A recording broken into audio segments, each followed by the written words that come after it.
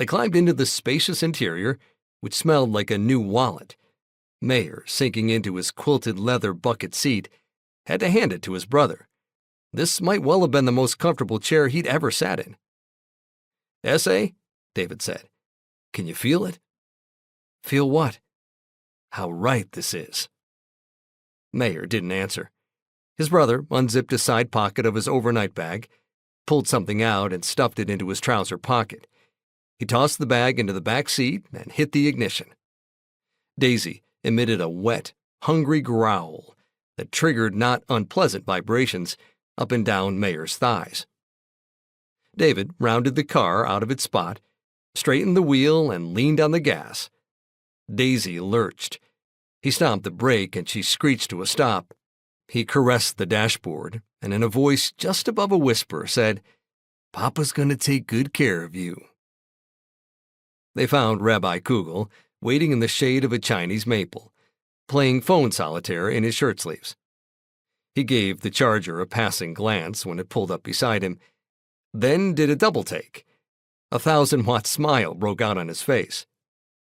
"This is what I'm talking about," David answered with a rev of the engine. The rabbi came to the passenger side and squatted by the open window. He gave the passenger's shoulder a squeeze. "New, Meir? Well, new? What's going to be between here and Brooklyn?" Meir punted the question to the guy behind the steering wheel. David took a philosophical air. "Abraham never wrote a handbook for this, did he?" "I'm afraid you're in uncharted territory," Yossi said. "I guess we are." Suddenly, a sparkle came to the elder Belkin's eyes. He retrieved his overnight bag, unzipped it, and pulled out 3 torpedo cigars. He handed out 2 and produced a camo-colored Zippo that Meir recognized as the one he'd had as a kid. David lit the rabbi's, then offered the flame to his brother, who declined. He lit his own, rolling it for an even burn that infused the car with a sweet, earthy smell.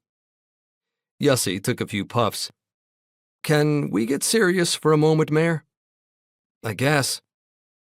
"I get that you and I differ on the age-old question of why bad things happen to good people. On second thought, let's not get serious," Meir said. "None of this happened randomly, my friend. God did this to you for a reason. I've never been more certain of anything in my life." "Okay." Yossi searched his one-time protégé's face. Then he straightened up and went back to the maple tree, where he'd left Ida May's urn. The younger son wouldn't accept it, so the elder took it instead. He got out of the car and nestled it in a crook in the back seat.